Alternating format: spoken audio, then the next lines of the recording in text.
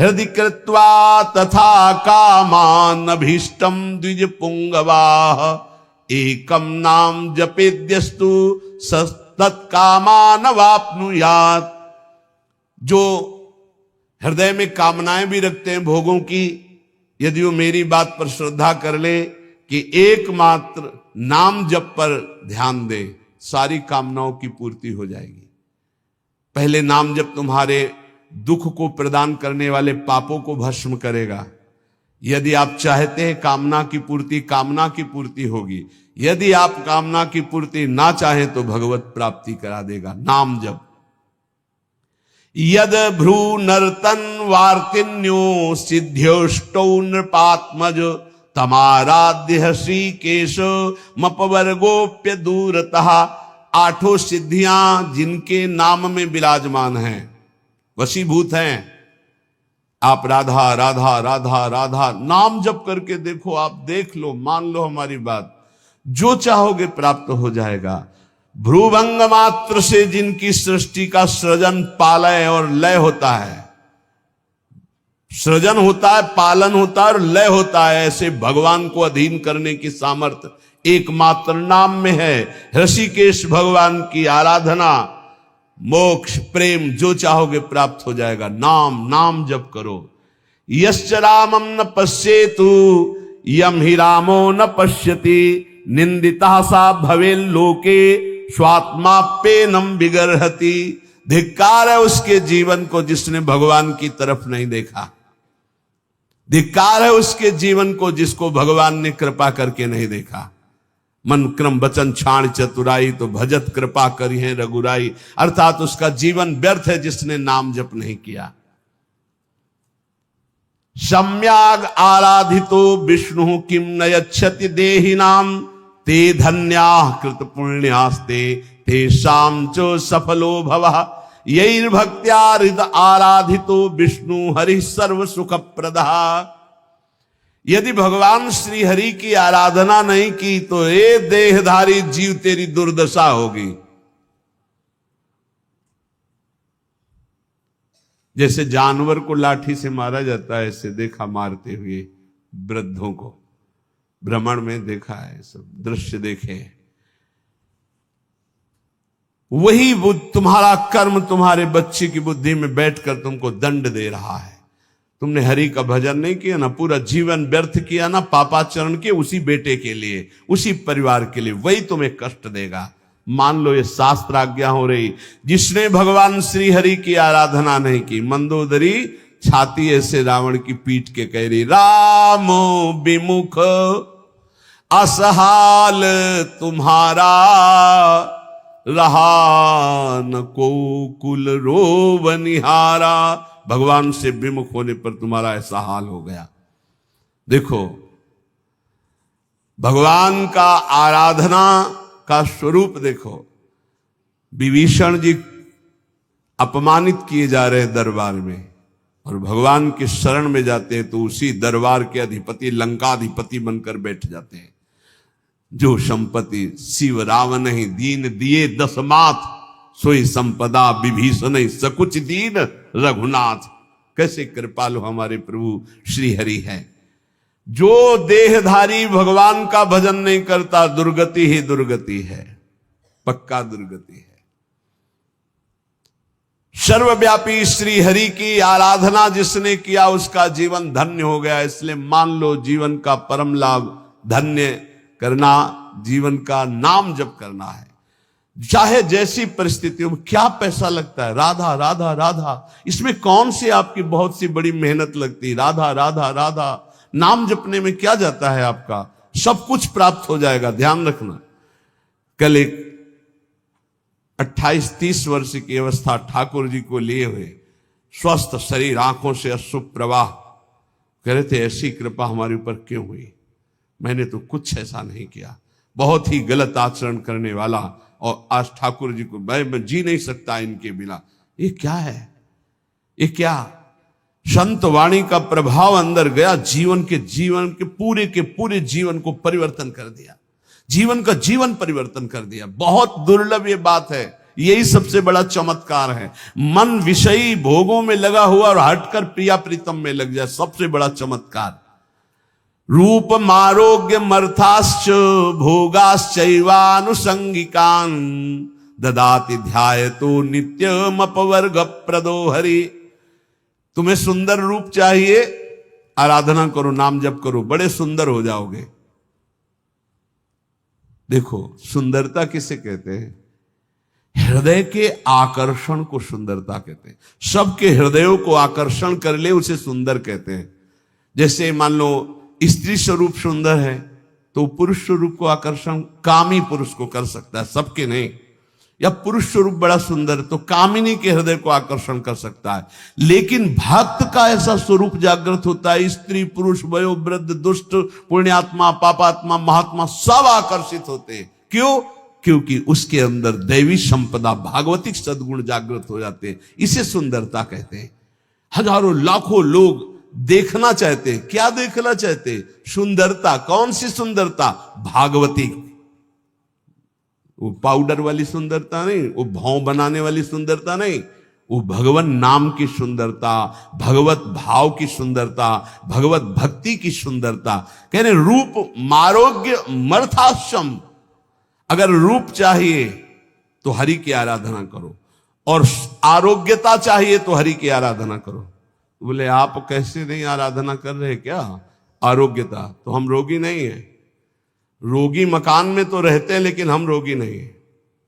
ना हम कभी रोगी थे, ना रोगी हैं, ना कभी रोगी रहेंगे।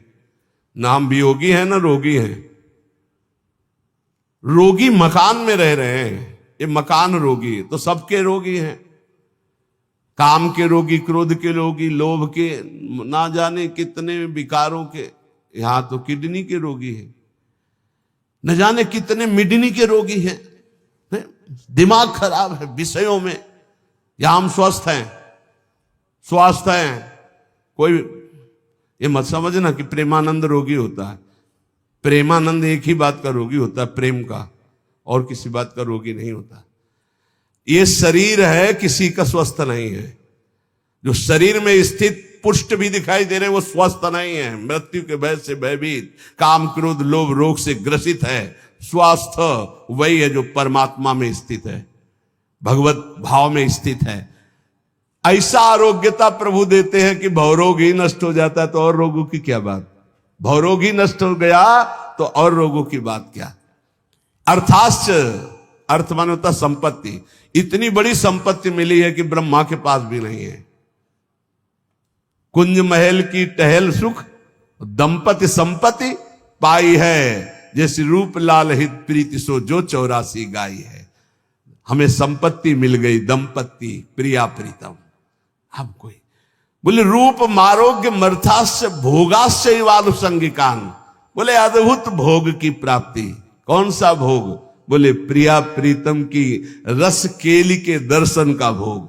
जैसे ही हरिवंश निकट दासी जन लोचन चसक रसासो गटकत। रसासो गटकत, लोचन चसक रसासो गटकत। ददाति ध्यायतो नित्यम अपवर्ग प्रदो हरि।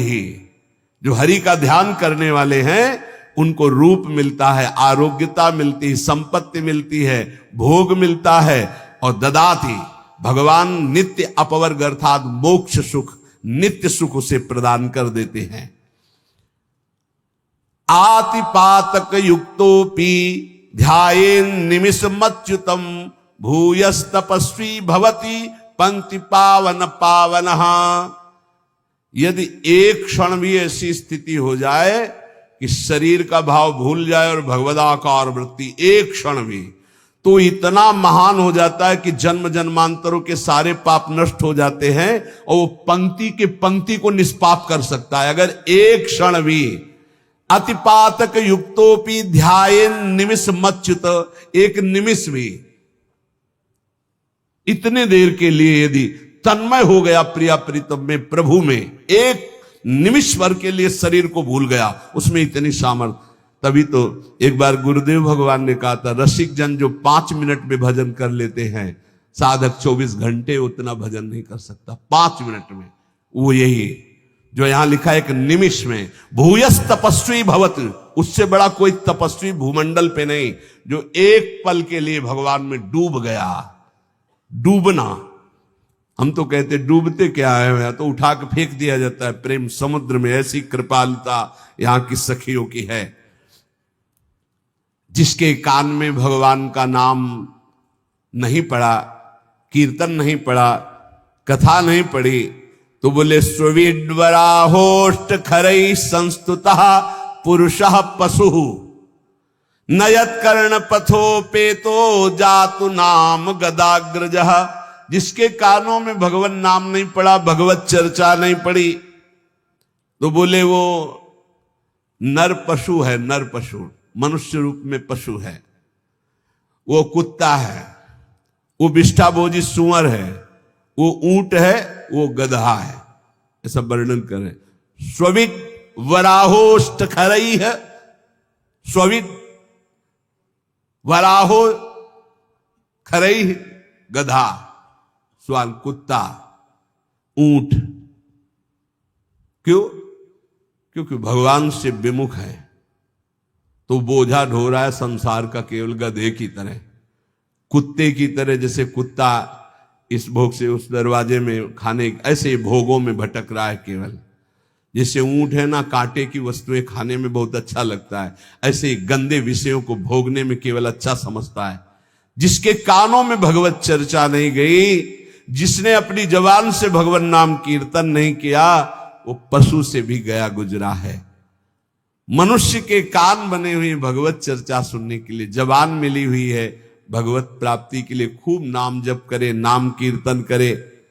कृपन देई पाई परो बिनु साधे सिद्धि होई, सीतापति सन्मुख समुझ जो की जय शुभ सोई।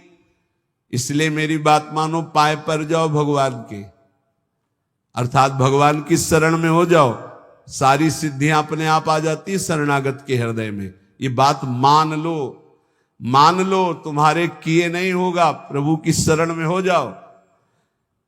राम ही डरु करु राम सु ममता प्रीति प्रतीति, तो तुलसी निरुपति राम को भय हारे हूं जीती। यदि भगवान का तुम्हारे हृदय में डर हो गया कि सर्वत्र भगवान मुझे देख रहे हैं, मैं कहां पाप करूं, कोई जगह ऐसी नहीं जहां मुझे भगवान नहीं देख रहे, तो बोले अगर ये प्रभु का डर आ गया और प्रभु की शरण में हो गए, तो हार भी जाओगे तो जीता देंगे भगवान, हार भी जाओगे तो जीता देंगे। तुलसी निरुपति राम को भय हारे हो जीत, हार भी गए तो जीत जाओगे। इनका स्वभाव है जन अवगुण प्रभु मान न काऊ, दीन बंधुवती मृदुल स्वभाव। ऐसा स्वभाव कि एक बार शरण में हो गए तो तुम्हारा नाश नहीं होने देंगे, चाहे जितना पतित हो जाओ, वो तुम्हारा उद्धार करके ही छोड़ेंगे। वो पतित पावन है। वेद पुराण संत मत एहू, सकल सुकृत कर फल राम सनेहू। समस्त साधना का फल है प्रभु के नाम में प्रेम हो जाए, प्रभु के चरणों में प्रेम हो जाए। इसलिए विनिश्चितम बदामि तेनान्यथा वचांसि में हरिम नरा भजन्ति एति दुस्तरम तरन्ति ते। मैं तुम्हें सब शास्त्रों का निश्चित सिद्धांत बता रहा हूं, मेरी बात झूठ मत मानना। जो हरि का भजन करते हैं उस समस्त दुखों से, भव सागर से पार हो जाते हैं। और हरि का भजन उसी के हृदय में होता है जो हरिजनों से प्रीति करता है, हरि भक्तों से प्रीति करता है। ये परिचय संतों की, रसिकों की वाणी से प्राप्त होता है। धन्य है उनका जीवन जिनको संत समागम मिला। संत वचन के अनुशीलन से होती निर्मल मति है, श्री हरि के चरणों में जिससे बढ़ती अविचल रति है। रीझ उसी से भक्त जनों के बश होते बनवारी, दर्शन दे राधा प्यारी संहरते बाधा भारी। जब प्रेमी रसिकों के वचनों का श्रवण करने का सौभाग्य मिलता है तो प्रिया प्रीतम के मिलने की चाह प्रकट हो जाती है। ऐसे तो संत भगवान संपूर्ण देश में विराजमान हैं।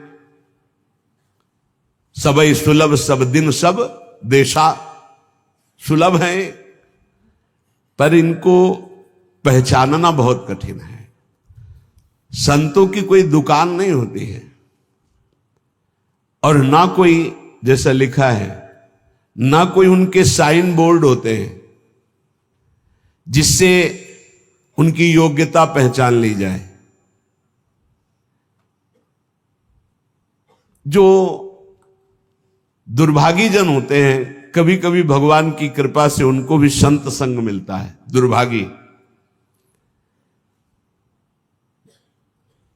खलऊ करें भली पाय सुसंगु, पर मिटे न मलिन स्वभाव भंगु। वो खल दुष्ट स्वभाव वाले लोगों को भी भगवान अवसर देते हैं, संत समागम जाओ,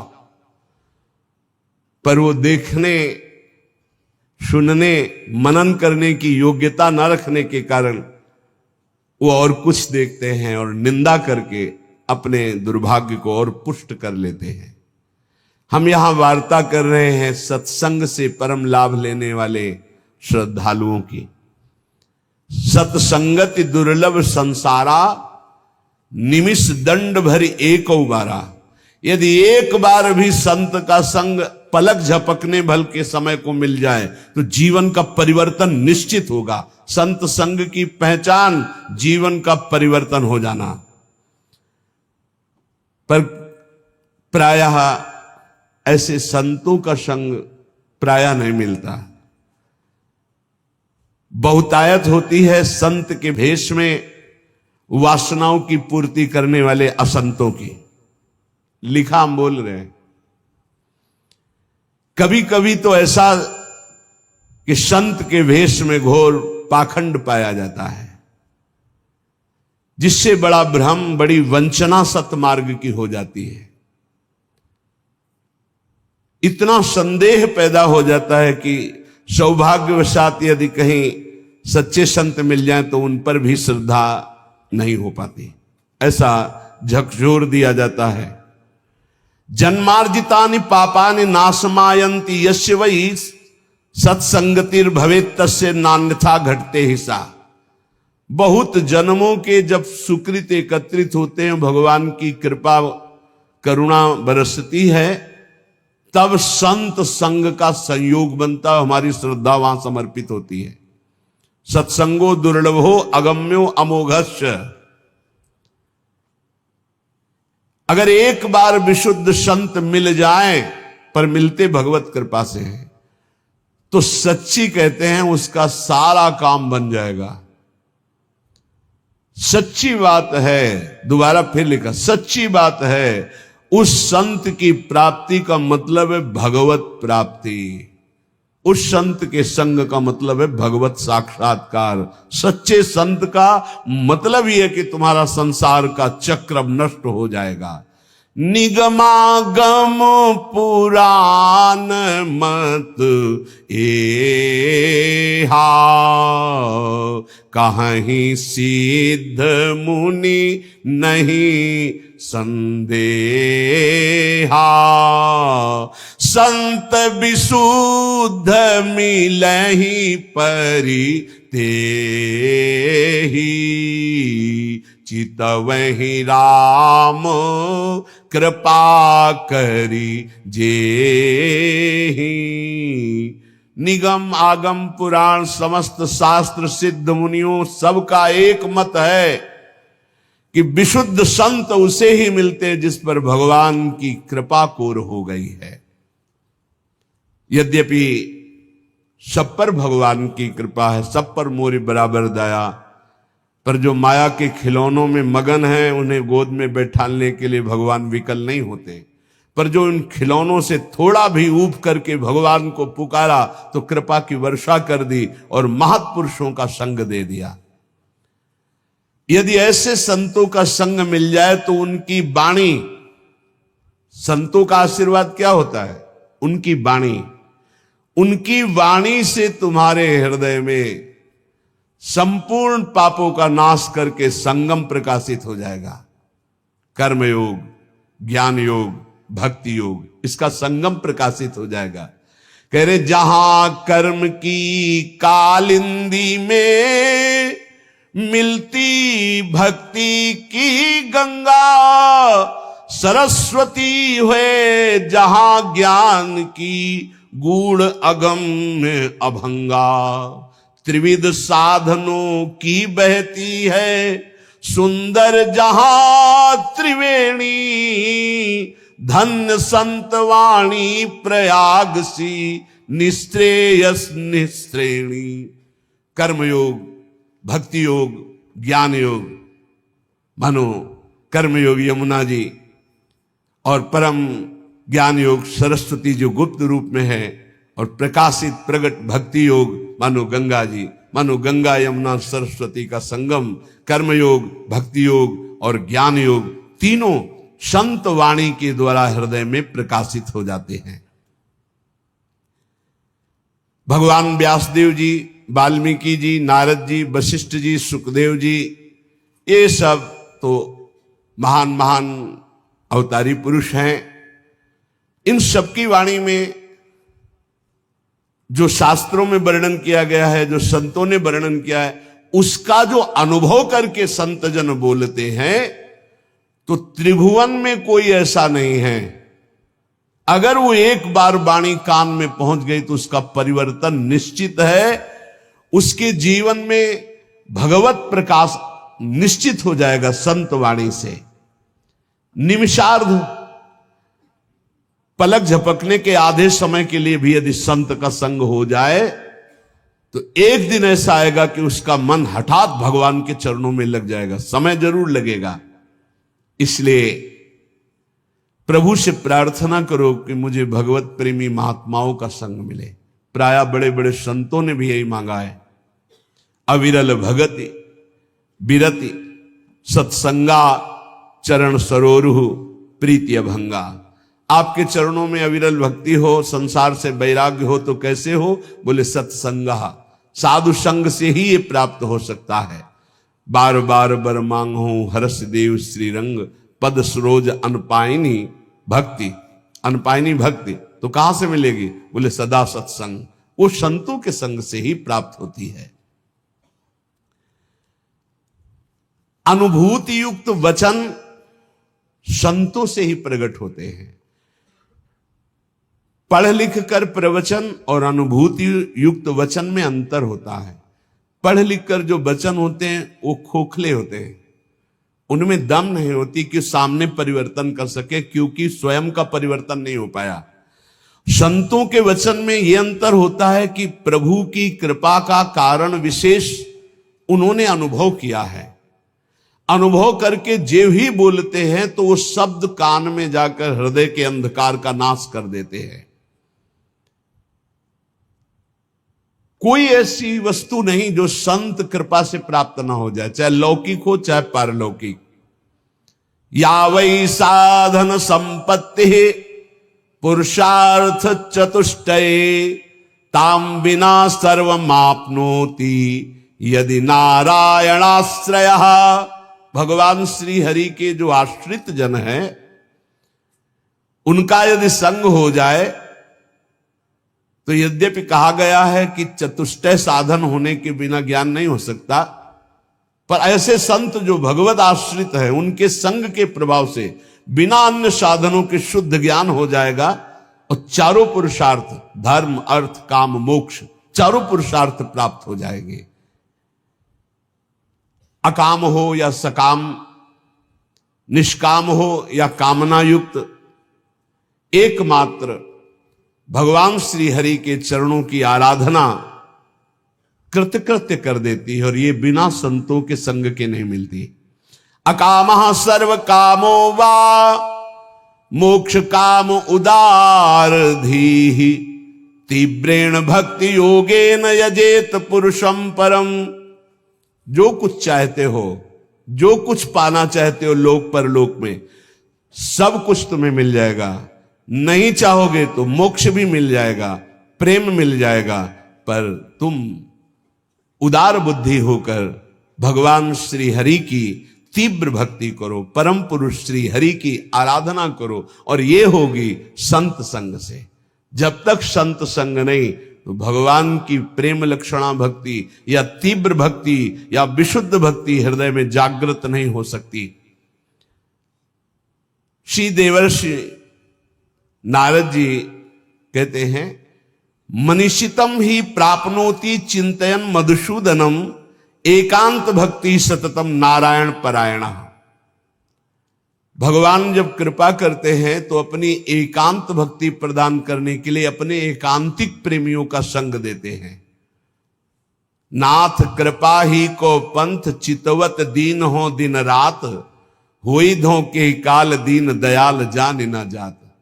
रात दिन केवल प्रभु की कृपा की बाट जो होने वाले को भगवत महाप्रेमी इनका संग मिलता है। जो रात दिन भगवान की कृपा की बाट, प्रभु मैं तो अज्ञानी नीच अधम हूं, मुझे पता नहीं आपकी कैसे प्राप्ति होगी, अब आप ही कृपा करो, तो भगवान ऐसे संतों से जोड़ देते हैं। जब भारी व्याकुलता होती है, मुमुक्षुता होती है या भगवत प्राप्ति की चाह होती है। मनीषितम ही प्राप्नोति चिंतन मधुसूदनम एकांत भक्ति सततम नारायण परायणा। देवर्षि नारद जी कहते हैं कि मनीषियों की कृपा से, संतों की कृपा से एकांतिक भक्ति का परिचय मिलता है, जो प्रभु का एकांतिक चिंतन होता है। यद दुर्लभम यद प्राप्यम मानुषो यन्न गोचरम तदप्य प्रार्थितो ध्यातो ददाति मधुसूदना। जो दुर्लभ है, अप्राप्य है, वो संतों से प्राप्त किया जाता है। संतों के पास जाकर भोगों की याचना करना, रोग निवृत्ति की बात करना, कामनाओं की पूर्ति होना या वोट आदि के लिए बात करना, ये बहुत व्यर्थ की बातें हैं। ये आपका व्यवहारिक विषय, आप इसको देखिए। आप संतों के पास जाइए परम पद प्राप्ति के लिए, भगवत प्राप्ति के लिए, ईश्वर निरंतर चिंतन करते हुए कैसे हमको स्वीकार करे, इस बात के लिए जाइए। जो दुर्लभ है, यद दुर्लभम यद प्राप्यम मनुष्यो यन्न गोचरम, जहां मन की कल्पना भी नहीं पहुंच सकती है, भावना भी नहीं पहुंच सकती है, ऐसे भगवान के ध्यान, ऐसे भगवान के स्मरण का अधिकार भगवत प्रेमी महात्माओं के संग से प्राप्त होता है। भगवान ने भी श्री अर्जुन जी को जब बताया कि द्रव्य यज्ञ, स्वाध्याय यज्ञ, ब्रह्म यज्ञ, भगवद अर्पण यज्ञ, ये सब यज्ञ हैं, इन श्रेयान द्रव्य मयाद यज्ञास ज्ञान यज्ञ परंतप सर्वम कर्माखिलम पार्थ ज्ञाने परिसमाप्तये। अर्जुन, जितनी भी मैंने यज्ञ वर्णन की, द्रव्यमय यज्ञों से ज्ञान यज्ञ श्रेष्ठ है, क्योंकि ज्ञान यज्ञ में सब कर्म भस्म हो जाते हैं और जीव जीवन मुक्त हो जाता है। ज्ञान यज्ञ में एक होता है कृपा से ज्ञान की प्राप्ति होना, एक होता है साधन से ज्ञान की प्राप्ति होना। जब साधन से ज्ञान की प्राप्ति को होता है तो साधन चतुष्टय अगर नहीं है तो वो अज्ञानी है, चाहे जितना ज्ञान वर्णन कर रहा हो। पहला साधन चतुष्टय है विवेक, दूसरा है वैराग्य, और तीसरे में 6 साधन है, इसे षट संपत्ति कहते हैं। सम दम श्रद्धा उपरति तितिक्षा और समाधान, और चौथा है मुमुक्षुता। ये 4 बातें होने पर ही वो ज्ञान मार्ग का अधिकारी हो सकता है। विवेक, विवेक कहते हैं जिसके अंदर सत असत का ज्ञान हो। सत्य क्या है और असत क्या है? तो वेद कहता है ब्रह्म सत्यम जगन मिथ्या, पूरा संसार झूठा है। सत्य है इसमें तो केवल ब्रह्म है, अन्यथा नहीं।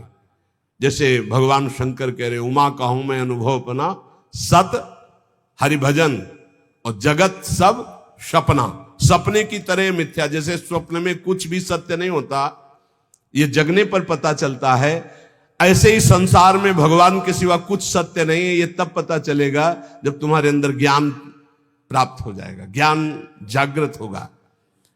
पहला है विवेक, सत असत का ज्ञान हो जाना, इसे विवेक कहते हैं। दूसरा है वैराग्य। वैराग्य का तात्पर्य है लोक परलोक के समस्त भोगों से भोगने की इच्छा का त्याग, भोग में सुख बुद्धि का त्याग, समीप भोग होने पर भोगने की न इच्छा होना, इसे वैराग्य कहते हैं। अब षट संपत्ति का वर्णन, बोले षट संपत्ति में सम, मन को इंद्रियों के विषयों से हटाकर अपने लक्ष्य में लगाना उसे सम कहते हैं, और इंद्रियों को विषयों से हटा करके लक्ष्य पर स्थित कर देना उसे दम कहते हैं। इंद्रिय और मन पर विजय प्राप्त करने को समदम कहते हैं। सम और दम। फिर श्रद्धा, शास्त्र और गुरु के वचनों में बिल्कुल ज्यों का त्यों विश्वास हो जाना, उसे श्रद्धा कहते हैं।